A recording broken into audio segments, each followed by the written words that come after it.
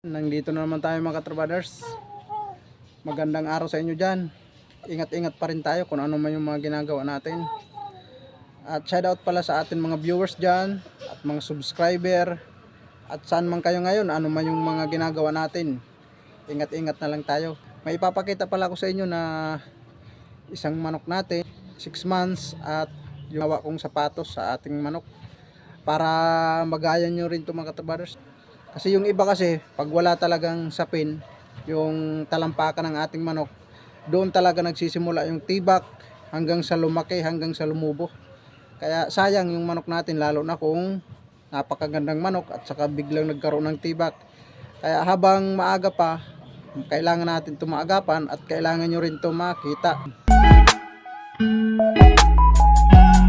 Pinakita ko lang sa inyo yung hitsura ng ating manok na inaalagaan na stag. Yan. Pure Boston Sweater. Boston Sweater yung tatay, Boston Sweater din yung nanay. Ito mga katrabaders yung aming stag. 2 piraso to. Yung iba nito nabili ng ating buyers. Ito lang yung tinira namin na 2 piraso. Yung isa nandun nakalagay natin sa scratch pin. Papakita ko rin yun sa sunod natin na vlog mga katrabaders. Ito lang muna ang pinakita ko sa inyo, yung itsura ng ating manok. Yan. Yan. Bultong bulto yung katawan nito. At napakaganda rin ng height. May ganun. Linagyan pala natin ng sapatos. Yan. Para hindi siya magkaroon ng tibak. Yan o makikita nyo mga katrabaders. Ito ay sapin. Kahit saan natin ilagay, hindi talaga ito magkakatibak. Yan.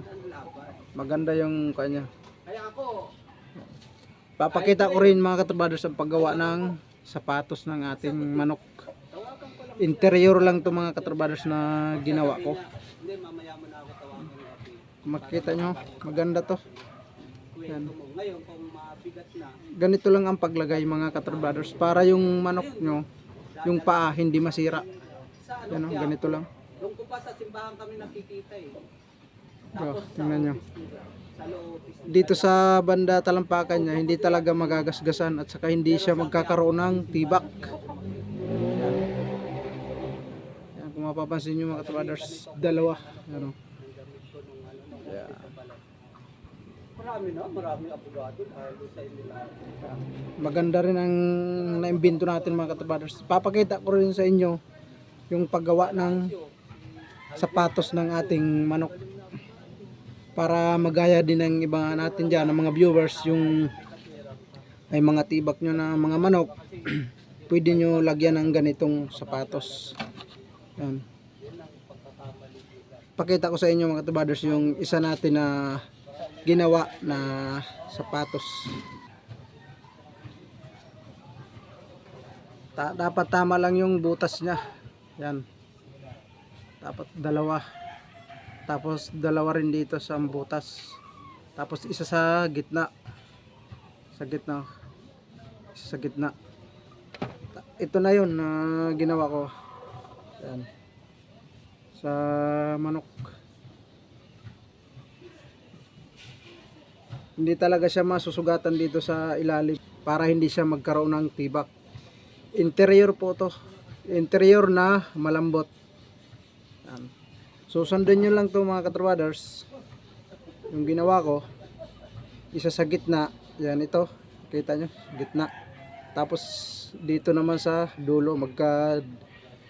Bilang dulo. Yun. Puro may butas yan. Dapat parehas yung haba nila. Yan, pares dapat. Para pag ilinagay nyo sa paa ng manok, ganito, ay maganda. Yan. Marami na po akong ginawa nitong mga sapatos ng manok natin.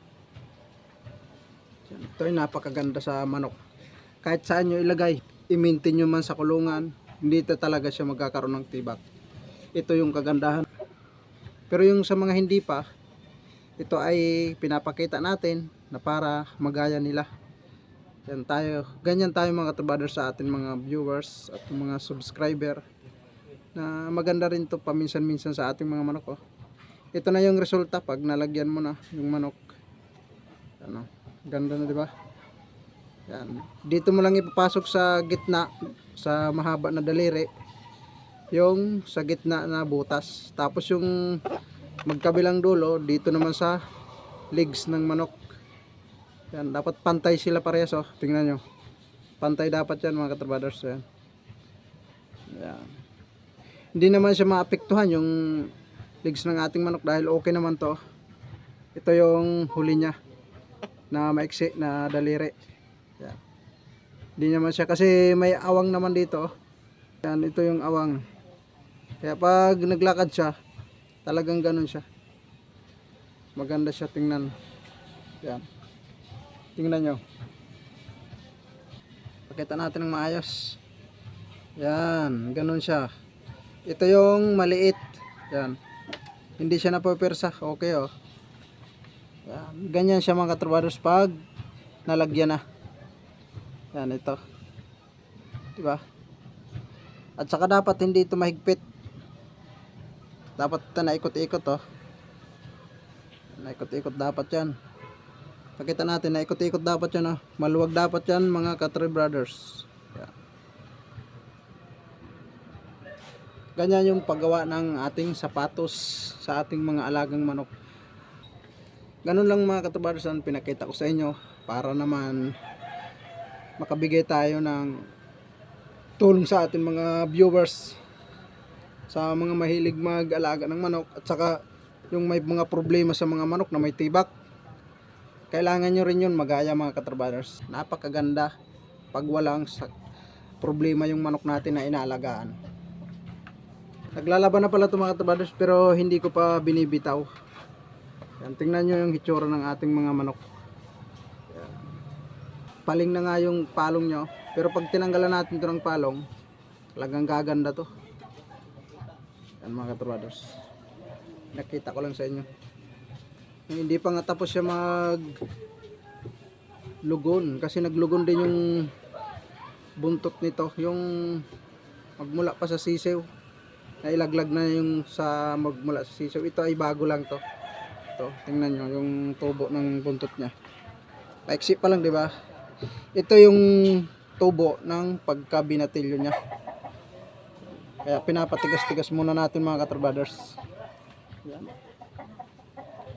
Shout out pala sa akin mga viewers dyan, subscriber. Thank you so much sa inyong suporta. At thank you rin sa mga baguhan dyan. At please support my channel. Thank you so much sa inyo dyan. God bless.